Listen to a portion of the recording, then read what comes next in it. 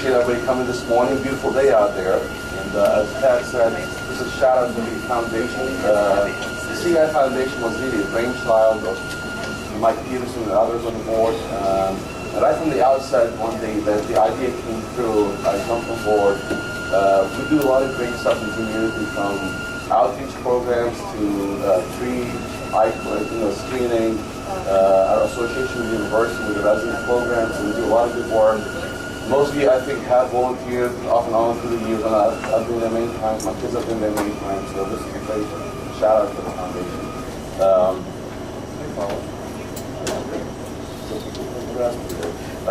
Anyway, this is a topic that's near and dear to me. As you know, at CI, we do a lot of cardiac surgery across the company, from our main office in Blue Ash to Middletown, San E, all over. We do around 15,000 cases a year, so we do a lot of cases. And when you talk about patients about cardiac surgery, most of them come in and they have neighbors who see 20/20 the day of surgery, even as you're wheeling them out. Doc, I can't see that thing. But because they all expect perfection. But we all know, no, things cannot sometimes go the way you want them. And you always have to be ahead of the curve as far as looking at and how to deal with complications and risks, and how to talk to patients about those risks. When we teach residents, and when we go through the first year as they're done as a chief resident, we try to coach them through a lot of these risks and complications. And sometimes actually, if you're through a 3-year training, you might not see all that we are talking about today. Some of these risks are so low, and so the incidence rate is so low. I have led them, some of them I'll point out to you. I have this myself. I do a lot of cases. So anyway, before I start, any questions, raise your hand. This is not a lecture. This is more an interactive session, because most of you are familiar with what we do, and please ask a lot of questions. I have no financial interest. So we talk about informed consent. This is very critical. And we hand the patients the page, they read it. How many do you think read it? 0. None. Less than 10%. So anyway, when I talk to patients about it, sometimes I might rush through it, but I mean, as a surgeon, there are a few things we look for. If you go through everything that's about informed consent, patients will walk out of your office and say, I'm not going to have this surgery. It's scary. But as a surgeon myself, I found that the nuts and bolts and what you look for. But informed consent is critical. You tell patients, read over it, any questions. Our PACs, our coordinators are so good at explaining things to them. Patients come in and expect perfection, which no, things cannot be perfect. We try to deliver on that perfection in 20/20 vision. I never promised that. But luckily these days we can actually deliver what patients expect. From the different implants, the different surgeries we do, the outcomes are really good. And this is critical. Patients will come in with that mindset. I try to maybe have them sit on it for a few weeks, back off, until they realize the expectations. So anyway, so potential risk, complications. I'm going to go through from when patients come into the OR, what could potentially happen with anesthesia. Then we're going to transition to what could happen inside the surgery as you're working as a surgeon. Then early post-operative, meaning the first maybe 2 to 10 days what could potentially happen, and then late post-operative complications. So, as far as anesthesia, most of the, as you know, we have anesthesia present at all times, whether we have great anesthesia group that works with us at Blue Ash and then affiliates too. Rarely if ever do we general anesthesia. Sometimes certain patients, in my practice, if they have any issues, let's say Down syndrome or MR or anything like that, yes, put patient on the general anesthesia. And usually for those patients, if I plan to do general anesthesia case on, I'll do bilateral same-day surgery. That's the only time I might do bilateral same-day surgery. You break, but you treat the eye separately. You do one case, you break, do maybe another case, come back, do the other case. There are some surgeons in the community that still do general anesthesia on every patient. So they're still out there. But at CI, we do the rare exception to the patients who need it. But anyway, so when you talk about the complications from general anesthesia, there'll be finding from respiratory to cardiovascular to neurologic to nausea and vomiting and some allergic reactions. Luckily, a lot of these complications or risks are very, very low, but that's why you have to have anesthesia on board to make sure that you can oversee a lot of these risks. So a lot of times when it comes to cataract surgery, most of our surgeons do topical, just eye drops. But some surgeons still do what's called retrovalvular or perivalvular. And the outlying surgeon centers, I have to do it myself because our CRNAs are not qualified to do it there. But here at CI, our CRNAs do the watch works or MDs. When it comes to retrovalvular anesthesia, plenty of risks and complications can potentially happen, from lip trauma to subconscious hemorrhage, diplopia, retrovalvular, low penetration, and brainstem. I'm going to harp on some of these complications.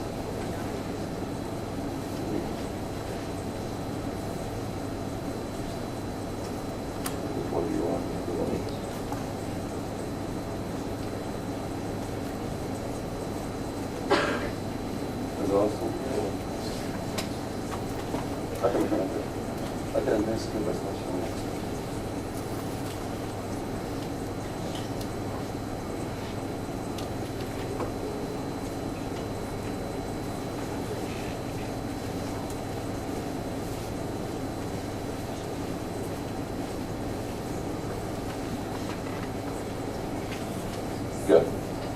So anyway, when you give a block, it's always a blind shot. So many times when we teach residents how to do it, you're feeling your way through the rim and how to angle the needle, how to,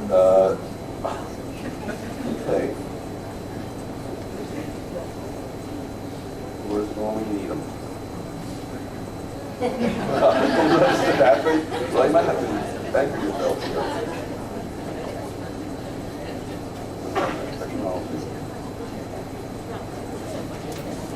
Might break this. It does things like that. Anyway, so the likely incidence of retrovalvular hemorrhage is really less than 1% across the board, but it can happen. And anyway, when you do the block, it's a blind pass. You're hugging that rim. You're going through the septum, and then once you pass the globe, you angle up to the retrovalvular space. And many times, our residents or even our CRNAs, sometimes what they do is called a perivalvular, which means they just go back here, they hug the globe, they don't go back to the retrovalvular space. But many times when you give that, when you inject that, you go through blood vessels, you go through the cone, patients are on any blood thinners, which sometimes we have to stop, sometimes we don't, depending on the risk factors. Well, if you hit a blood vessel and the blood pressure is high, you can easily get the what's called retrovalvular hemorrhage, which many times when you inject that and you right away you can feel it. You can feel the globe proptoting, and then you might start seeing some hemosis and some subconscious hemorrhage. And the main thing here is you have to recognize that right away and palpate the globe, see how tight it is, do a pressure, and depending on the pressure, the IOP pressure, you have to tamponade, you have to massage that globe. And if you're not successful in that, pressure is still high and there's some risk for vascular events, then what we do is something called cantharian cantholisis, which essentially we hemostat that angle there and then cut it and then fillet the septum and let that globe freely move. Now, obviously you can cancel the case there, but the risk here is that if you don't do anything, then you risk a second retinal artery occlusion and blinding the eye. It can happen. I remember when I was a chief resident, usually you have your first year do all the blocks. And at that time, I had a great first year resident, Marlette. And I was doing my paperwork and all that, and she's blocking the patient, and I hear this loud scream, Hisham! So I ran back to the room, and sure enough, there's a big retrovalvular block. We had to do cantharian cantholisis. That's a very rare event. It can still happen, but it's a rare event. So the main thing is you have to recognize that, and if the pressure is still very high, you have to do cantharian cantholisis, sit on it, bring the patient back in a few weeks, and do the case. And some patients, which is why when I discuss this different risks, I more than none, and patients, the techs work with in the OR, at times I'm a masochist. I try to torture myself, and patients who don't hold steady for me, I'd rather go through a tough case rather than give them a block just for that low risk. So even though that they might give me a hard time during surgery and they're moving a lot, I'd rather prep with some of that difficulty than subjecting to that very low risk. Globe penetration is another one of those low risks. I've got to see it myself. That can happen. CI, maybe in a 5-year period, we might have 1 or 2 cases. And again, it goes to the same thing where it's a blind pass, whether it be in the peribulbar space or when you angle up to the retrobulbar cone, you can penetrate that globe. And if you do, you're injecting, can you imagine, okay, the eye is limited as far as what it can hold. And as you're injecting, you should feel that pressure. You should feel it. And if you feel that pressure, you give it a little more pressure, then you can see clouding of the cornea right away. And essentially, you have to recognize that. And if it happens, sometimes it happens, you massage the globe, the surgeon comes in, and they're doing the case.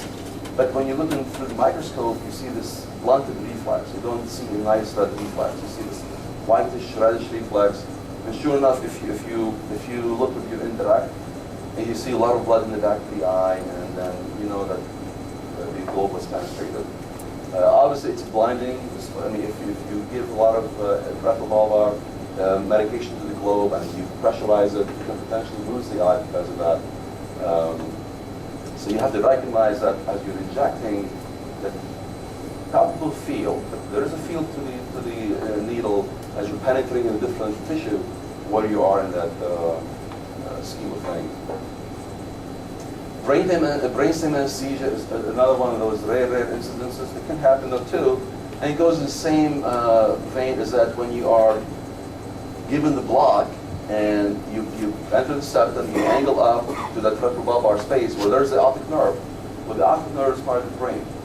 So if you inject that nerve or you inject the dura of the nerve, well, you give lidocaine, you give whatever you're giving, guess what? That's all going to be the brain, the brainstem and different things. And here, when it happens, the reported literature is less than 1 in 10,000. It's probably even lower than that, truthfully. But essentially, patients, they go into this cardiovascular event, whether it be apnea, loss of consciousness, bradycardia, and cardiac arrest. So essentially, you're anesthetizing the brain itself. And when you recognize that, whether it be from the vital signs or the patient exam, here you have to administer CPR, maybe intubate them, stabilize them. It wears off, but unfortunately, if you penetrate the nerve, then you most likely you blind the patient because you give the nerve an ischemic attack. Again, one of those things where it's extremely rare that can happen. Yeah.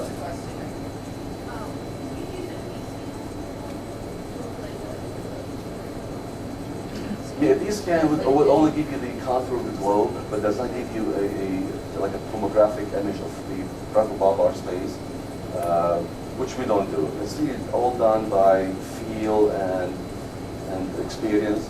Many times, depending on the axial length, the longer the eye, the higher the risk. So anesthesia, we write that axial length on the paper for them. I personally don't care about that. I go by feel and just making sure you hug that trim, stay on the outside. But the higher if the high myomes, there are more risks for a penetration of the globe. But we don't do that. So now we're going to move on from, so we've talked about anesthesia. Now we're going to go to the intraoperative complications, what could potentially happen there. And we're going to go from the front to the back here. Wound-related issues are fairly common, especially when we see patients who are on Flomax or any alpha antagonists, the blood pressure medications. The iris is very floppy usually. And if you construct that wound very shallow or a little bit more posterior, then it's not unusual when you enter the eye with the fluidics, the viscoelastics, to have some iris prolapse through the wound. Here you have to recognize that sometimes from the outset, before I even do anything, you can tell if the iris is very floppy. You make your initial paracentesis, and you can tell that iris is not going to give you, it's going to give you some trouble. We have things we can do during the case to mitigate that, and I'll talk to you shortly. But essentially, you have to construct the wounds properly. A nice tunnel, a long tunnel, and wide tunnel to reduce some of the risks. Sometimes we bring the bottle height low, we reduce the fluidics of the machine. That way you don't have a lot of turbulence inside the anterior chamber. And that should minimize some of the floppiness of the iris. That's something that's fairly common. We write down in our management, patient on Flomax or different things. That way, as a surgeon, we recognize that hey, be aware of this. Cornea-related complications intraoperatively, wound burns used to be a very, very, very common occurrence. Back in the days when we had machines which were not as responsive as the machines we have nowadays. In my training, and before that, we had the legacy, and predated that. And there, the phaco energy used was so high to remove cataracts that many times if you don't recognize that, or if you don't have enough fluid entering the eye to cool down the cornea, you can get a lot of burns. And here, which is why when those of you who work in the operating room, before I apply phaco, I always like to go through the pre-phaco mode where I would like to see the fluid flow before you apply phaco. That needle, as it vibrates at thousands of cycles per second, it generates a lot of heat. And actually, some have measured it, it's upwards in the thousands as far as how much heat, the temperature. So if you don't have any fluid going through that, you can imagine right away the cornea takes a beating and you get this whitening of the cornea and almost fish mouth. And you cannot seal that unless you put sutures, and even with that, it doesn't seal. So when we teach residents, we tell them before you put that foot pedal position 3, ease off, make sure you have fluid flowing. Last year on the mission trip, we had the old machine, the legacy, and sure enough, we got a few corneal burns. So we had to back off on the power and just ease off on that. I mean, you can manage it right away when you recognize it. Don't keep applying power. Just back off. If it's minor burn, suture, you're done. If not, you have to do a lot to make sure you seal it. Luckily, nowadays with the Centurion and what we use, it's a rare event to see that. In the flattening of the anterior chamber, it's fairly common that patients are very, very hyperopic. Or if you have a poorly constructed wound, you might see a lot of fluid egress, and as a result, flattening of the chamber. So here, what we do intraoperatively is reduce the bottle height. Rarely, if ever, if you have a patient who's very, very farsighted, and you're still having a lot of posterior pressure and flattening of the chamber, you might do what's called a vitreous stab, which essentially you go pars plane, 3.5 millimeters behind the limbus, and just withdraw maybe 0.1, if not less, cc's of vitreous, and that really brings things backward, and you can proceed with the case. Because if you have the lens almost butting the cornea and you're trying to put the phaco machine, the needle in there, it's a tough space to deal with that cataract if you don't recognize that as an issue. Hyphema, it's one of those things that sometimes I see, especially nowadays if I do any glaucoma surgery, any eye stenting, any angle surgery, you might see some blood coming through that angle and maybe layering down. If you traumatize the iris as you're phacoing, if you impale the iris, you phaco it, you can have some bleeding. But by and large, when we do cataract surgery, it's all done through the clear cornea, which is avascular tissue. So you really should not get hyphema intraoperatively unless you nick the iris or iris tissue or the angle of the eye. But many times you resolve it on the table. If you see blood flowing, keep irrigating, maybe pressurize the eye for a few seconds, let the blood stop, and you can proceed with the case.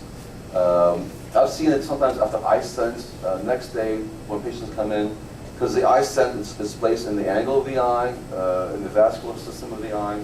If the pressure does decrease overnight, it can actually regress and the blood can flow and then collect, but those usually resolve fairly quickly.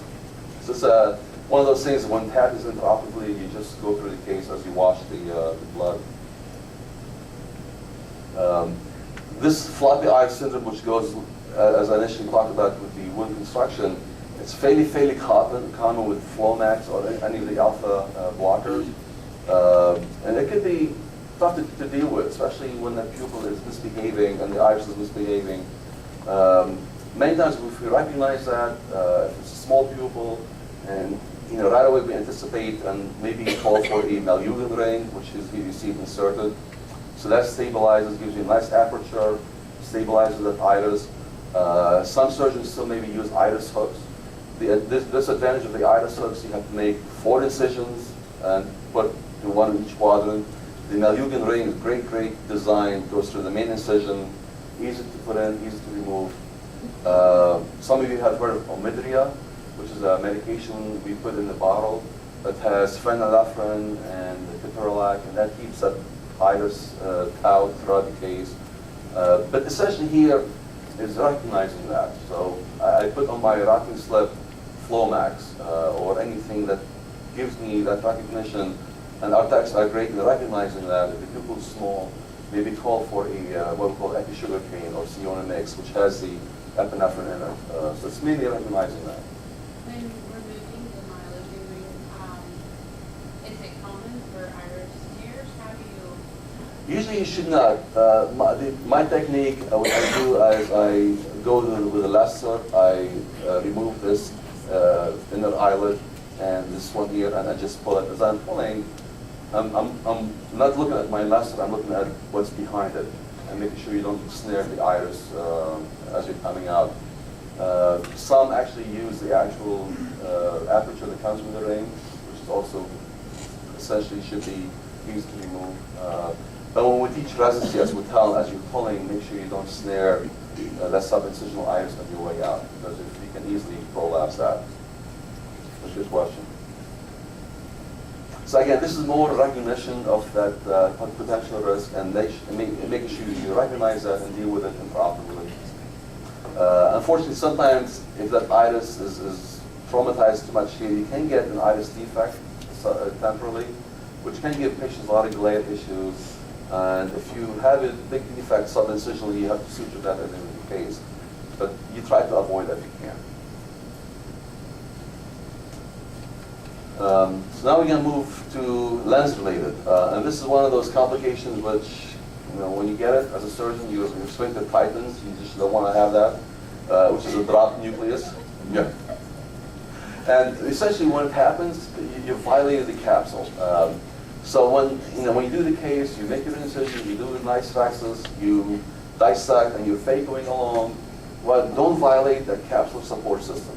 If you violate that, whether it be anteriorly or posteriorly, well, guess what? There's no more support for that lens except to draw back. And when you see that, you just take a deep breath. You don't panic.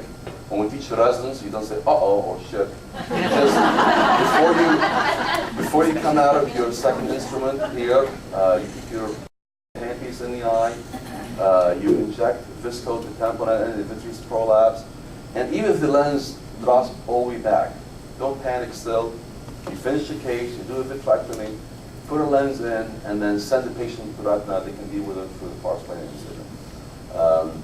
Now sometimes in some patients who have pseudoexfoliation or have trauma to the eye, I mean, you enter the eye, preoperatively we do certain things to figure out if they have severe phacodenesis, but you cannot predict that ahead of time. You go in the operating room, you sight the case, and from that initial rexus penetration, you can tell that the capsule is very fragile. And here you have to be very, very methodical in how you approach the eye. It's not going to be as fast and efficient of a surgery. You just reduce your bottle height, reduce your stroke events. But sometimes, despite your best efforts, you drop the lens, which is not the end of the world again. You finish the case, put a lens in the eye, because the retina surgeons like to have that ahead of time, and you just send the patient to the retina service. And here, luckily at CI, we have many times our retina guys just working down the hall. We have a case like this, we bring them in, they finish the case that same day. If someone in an outlying hospital, I finish the case, seal the eye, and send them. And it doesn't have to be done urgently. It can, within a few days, the other guys can take care of it. It's something that can maybe in a year's time, I might see one or two of these cases, but it could, potentially happen. A retained lens fragment, and that's something that we sometimes see actually fairly commonly. When I review the cases every quarter on the peer review committee, we might have around 5 or 6 inside our company of retained fragments. And that really goes to when you do your phaco emulsification, everything is just jumping around the case. And especially if it's a Flomax patient, the pupil is coming down, it's not unusual for a small nuclear piece, and sometimes it could be a millimeter or so, to just hide behind the iris, and that between the iris and the lens. And then patients go on, and as that turbulence comes through, that remnant might show up and sits in the anterior chamber. Well, that usually is very, very irritating to the eye and to the cornea. So if you see patients who come in with repeated blurred vision, inflammation, look deep and hard for that. It could be a very small piece. You might sometimes do a gonial lens exam to look for a remnant of that nucleus. And if that's the case, you have to take them back to the operating room and remove it, which is not a big of a deal, but sometimes it can happen. Usually a cortical material can get absorbed. Just the regular inflammation can get it absorbed, but a nuclear piece, no. You have to go back and remove it in the operating room. This is another complication you always want to always avoid at the end of the case, which is a decentered lens. And that goes back to the same thing, which is an intact capsular support system. If you have an intact rhexis, the support system is secure, then you should not have this at all present. If you have violated that capsular support system, and as a surgeon, when you put the lens in, you have to make sure that the end of the case is secure and well-centered. And at times you could be fooled when the patient's supine, and you still have viscoelastic in the eye, it looks fine. They go on, next day come in because they're upright and walking around, and you see it's slightly decentered. But this goes back to the support system, where if it's violated, then suture a lens in.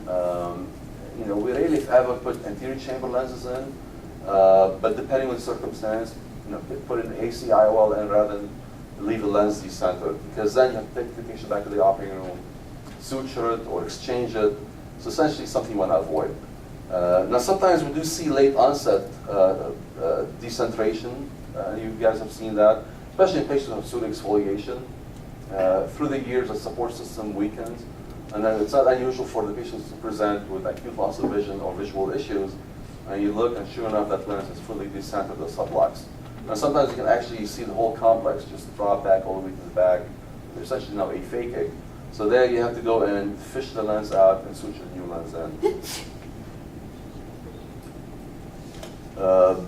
Suprachoroidal hemorrhage is one of those intraoperative complications you never want to see. I've yet to see it myself, luckily, but it can happen. And here, essentially, especially in patients who have glaucoma, hypertensives, any sudden shallowing of the chamber can easily rupture some of the vessels between the choroid and the retina, and then before you know it, you have a suprachoroidal hemorrhage. And when you're doing the case, you recognize that because the reflex becomes very blunted and becomes almost a red reflex. You can still finish the case, but what you would notice here is the pressure from behind is so immense, you just cannot finish the case. The chamber just shallows. So sometimes you have to abort the case, suture, put a suture in the wound, and send to the retina doctors. And what you see when you do your interact is you see this is the choroid, and this is the retina. So you see the choroids just coming in, and what we call sometimes kissing choroids, where they funnel in and just the blood is pulling into the choroid internally. And sometimes you can sit on it, but many times what the retina doctors do is they make a sclerotomy and drain some of that blood and let that blood extravasely, and you can finish the case later on. But this is one of those very, very rare complications. We see maybe once a year throughout our company, but essentially it's a rare event, luckily. In the old days when we used to make larger incisions, the intracap incisions, which were 6-7 millimeters long, if this happened, the whole uveal content, everything just comes outside and you lose the eye. Nowadays with the smaller incisions, that's a very rare risk to happen. How about in the early so this now we finished with the intraoperative. Now how about in the early postoperative? And that essentially is when you see the patient's next day till up to a week and 10 days. What could happen? You know, if you see an iris through the wound, that means when you finish the case, whether it was not very secure, or if patients, let's say, sometimes it happened to me one time, the patient overnight fell, and from pressure, they come in next day, sure enough, you see this through the wound. But at the end of the case, when we teach residents, we always have them use fluorescein, put pressure on the wound to make sure it's secure. Because you send patients with instructions, and you guys talk to them, don't rub the eye, and sure enough, the first thing when they put a drop in, they want to rub the eye. And if you rub the eye the wrong way or the wrong site, because these are sutureless incisions, you can easily burp that wound, and the first thing the iris wants to come in and tamponade the wound. Essentially, when you see this in the next day, when you see the patients, you have to take it back to the operating room and suture the wound and put the iris back. So it's not the end of the world, but you have to then deal with it intraoperatively. But essentially, when you construct a good wound and secure it, that should not happen unless patients fall. Corneal edema is something fairly common. I mean, I see it myself a lot, especially with dense cataracts. And when you have very, very dense cataracts, despite our machinery and the fluidics and how we do things nowadays, you know, if you use a lot of energy through the case, and at the end of the case, I tell the techs to write down my CDE, which is the energy we use. It's not unusual to see corneal edema next day, but that resolves very quickly. Within a few days, the cornea clears up nicely. In patients who have Fuchs dystrophy and dense cataracts, this can take sometimes weeks for it to go away fully, because the pumping mechanism of the cornea is not sufficient to take care of the edema. But it's really a function of how much energy you use, the inflammation in the eye. Obviously, if you rule out any remnant of the nucleus, but this within 3 to 5 days goes away. You treat aggressively with anti-inflammatories, maybe at times put them on mural ointment, and then that goes away. Hyphema is one of those, you should not see that unless, as we talked earlier, there's trauma to the ankle. Sometimes we see that with glaucoma patients. In the old days, we used to make our incisions a little bit more posteriorly from the sclera. Sometimes you see hemorrhaging coming through that wound. But here you treat the patients conservatively, bed rest, cycloplegia, put them on steroids and manage that. We also monitor the pressure here. If the pressure is too high, you might have to go back and do an AC wash. But by and large, just goes away on its own. Amy, how much time do I have? 15. To 10:15? Okay, hurry up. PAS is, many times when you see PAS, which is a toxic anterior segment syndrome, we see it early on. Patients, the next day, they might have hypopyon, corneal edema, but the eye is fairly quiet. And as a surgeon, the number one risk I worry about when I talk to patients is what? Infection. So as a surgeon, when you see this, you freak out. Oh my God, is this an infected eye? Because there's definitely some hypopyon and just vision's crappy. But this is actually not an uncommon occurrence, which is toxic, which is called PAS. And many times it's a toxic reaction to whatever we're using during the case. And a lot of instruments enter and exit the eye. It doesn't take much for a toxic reaction to happen, and presents as if it's an infection, but really it's not. There's no pain usually with this. The vitreous is clear. You treat aggressively, and patients do quite well. But this is something we recognize. Sometimes we go through around a CI of a few cases, like 5 or 6 in a week's time. We go back to our logs, like, the autoclaving, instruments, viscoelastic. What did we do? 99 out of 100, you don't find anything that you can pinpoint to, but it happens. If this happens on the first eye, what is your approach to the second eye? Do you do anything differently? Honestly, I personally don't do anything differently because, unless there's something glaring that you feel, okay, this is the cause, it's just hard to pinpoint, what the actual cause of. Back in the days when we used to recycle our cannulas, and sometimes you might have residual viscoelastic, and then that's caked in. So now we don't do that. All our cannulas are not reusable. but it could still happen. IOP pressure spikes, not uncommon after surgery. 20s, 30s. I mean, at times I leave my at the end of the case, I do leave the eyes a little bit over pressurized, and that makes sure that the wound is secure. Patients can't burp out. Usually more than 40, 45 IOP. When you measure the next day, I might do a wound tap. Less than 35, and then I go home. Patients just treat with medications. Within a week, it's gone. If it's too low of a pressure, look for something called Seidel, which one put fluorescein in the eye, make sure that wound is not leaking. Which if it is, depending on if it's brisk or not, if it's a brisk leak, you have to take it back to the operating room and suture the wound. If it's a minor leak, you can just put a Vaginoconic lens or even pressure patch the eye, and that resolves on its own. But you have to monitor these patients carefully if there's a wound leak, because the risk of infection is very high.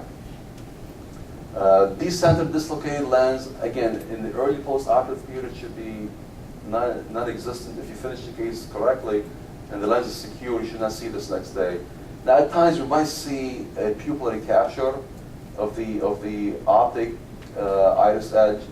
And here, again, at the end of the case, the pupil is still dilated. If that lens is not in the bag, and patients cough, sneeze, bend, that optic can prolapse and capture the iris as it's coming down. Here, all you do is dilate the eye, and that lens should go back in place. If not, you might have to go back to the operating room and put the lens back in the bag. This is one of those risks I would never want to see as a surgeon, but it happens. I gave a talk way back on this. Again, when I talk to patients, the number one only risk I tell them about is this, infection. I don't talk about anything else except this. It could be devastating if it happens. Usually it presents in the 3 to 7 day post-op period. So when patients call, I give all my patients my number. If they call me, so all of a sudden, doc, I'm seeing lots of floaters, my vision's blurry, I'm having some pain, you better see him right away. It's not something, see me in the morning. No, you see him right away. And the reason here, every hour counts. And if you examine the patient, you see maybe a hypopion, a lot of cells in the anterior chamber, you dilate the eye, a lot of vitreous cells, that's an infection. And that's essentially when you send to retina. Retina deals with them right away. They tap, they inject. CI, luckily, and I gave this data before, and I've reviewed this myself over a 3-year period. We did around 25,000 cases, 8 cases of suspected endophthalmitis. So we do a very good job here at CI. Nationally, the figures might be 1 in 500, 1 in 1,000. It's very, very high.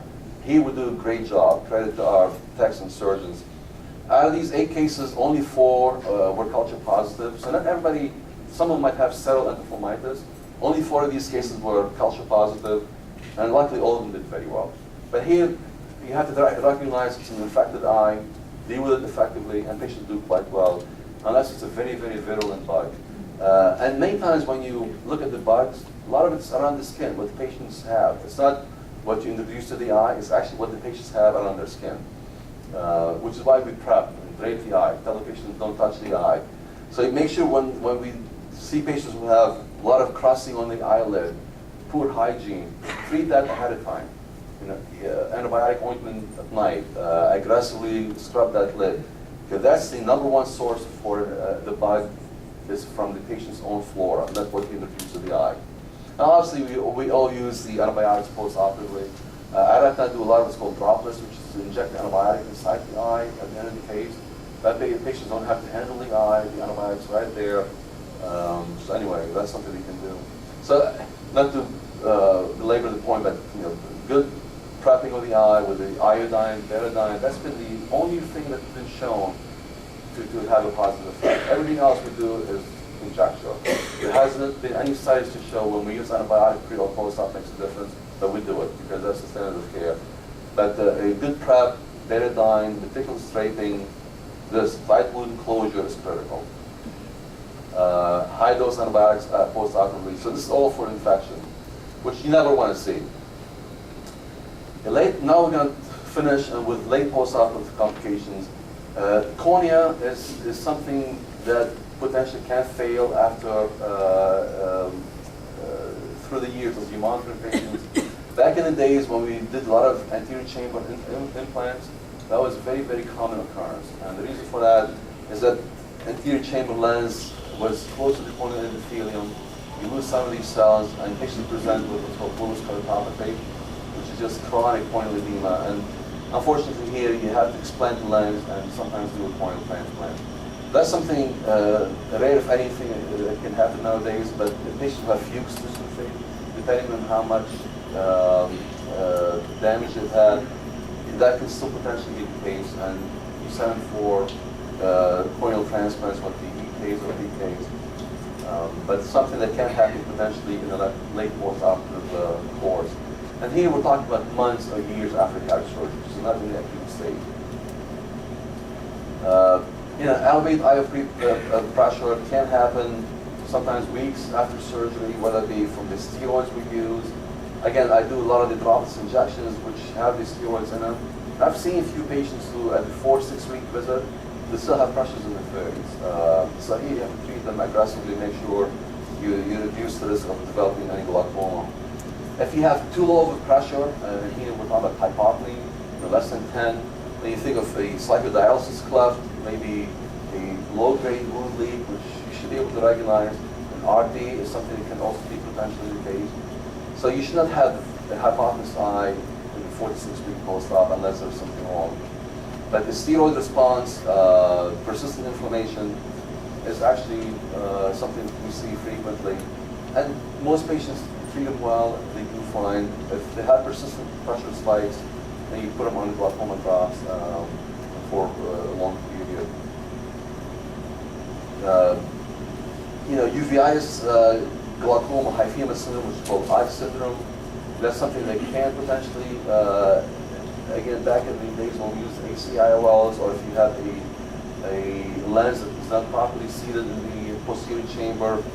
And in the top picture here, this haptic, which should be in the bag. Well, no, this haptic now is rubbing on the angle of the eye, which is a constant movement of the iris, dilating and constricting. That haptic can brush against the angle, and you can get chronic hyphema, uveitis. So many times when we see this, we explant the lens or put it in the proper place. If it's an ACIOL, you have to exchange lens. Maybe in a year's time, I might have a patient or two that present with this, and you look, and sure enough, it's always the implant causing some of that chafing, and because of that, you get this eye syndrome. PCO, which is posterior capsular opacity, is a fairly common occurrence. Usually when I talk to patients, when I see them for the last post-op visit, before I send back to the optom, I tell them, over maybe a 5-year period, around 50% of patients might develop a secondary cataract, which we laser. Patients come in always asking, hey, does this come back? My cataract comes back. They're always referring, because they've had friends who've had something done to the secondary cataract, and this is what they're referring to. And when you examine patients, they present with a gradual visual issue, glare, ghosting of the images, and you look in, and sure enough, you see this capsular opacification, which the simple treatment is the YAG, do frequent amounts of them, and that takes care of it. And you have it done once, and that's the end of it. So it's not an uncommon thing to have it. CME, I've talked about that before too. This is something we recognize, and usually when patients present with cystoid macular edema, it's a 4 to 6 week post-op.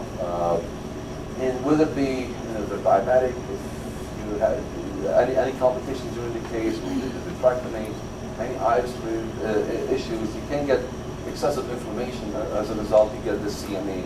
And patients present with the reduction in vision, contrast sensitivity. And when you examine them, and nowadays we do an OCT, and this is the classic appearance of the cystic spaces in the macular region. Luckily, even untreated, most patients do quite well, but obviously we always treat. And a subset of patients, less than 10%, if they have chronic exacerbations, that can actually cause permanent visual issues. So it could be contrast sensitivity and a reduction in the visual acuity itself. We use a lot of NSAIDs, and that's the number one reason for NSAID use, besides pain management, but pain is really secondary. It's to essentially prevent cystoid macular edema. So we treat 100 to prevent one case. Clinically, it's less than 1%. Angiographically, if you do an OCT or do an angiogram, actually up to 40% of patients might have some minor CME, but clinically it's less than 1%. And RD is something very, very rare, less than maybe 1% overall risk. And that risk is very high in patients who are myopic, meaning higher than the average patient. So when patients are moderate to high myopes, I always tell them about this risk. And in the post-op period, any acute flashes, floaters, anything that suddenly let us see you. Essentially, if patients present with that, you examine them. If there's a retinal tear, you can easily intervene and laser that wall off. If you wait too long and the retina detaches, then obviously you have to send to the retinal colleague, which you send anyway. But the retinal tear can be easily lasered early on. More of a detachment, you might do buckling or different things. Again, this is a rare instance, but patients who are myopic, I always tell them about this risk. Perfect. John 17. See Jeff in the back there. He wants to do some carrots radio right now. But anyway, any questions? For glaucoma patients, we discontinue prostaglandins afterwards to avoid maybe that protocol or correct? Good question. So the prostaglandins, usually patients who are glaucoma patients, we know prostaglandin agonists can potentially be the risk for CME. So usually, as most surgeons, I personally do stop the prostaglandin medication. I do a lot of eye stenting and a lot of glaucoma procedures during the case. So many times post-operatively, I don't have them on any drops. If I want to put them on any medication, I might use something different like Alphagan or whatever. But yeah, it's a good question. We should try to avoid prostaglandins in the post-operative for like 4 to 6 weeks. Well, I appreciate everybody's attentiveness and questions, and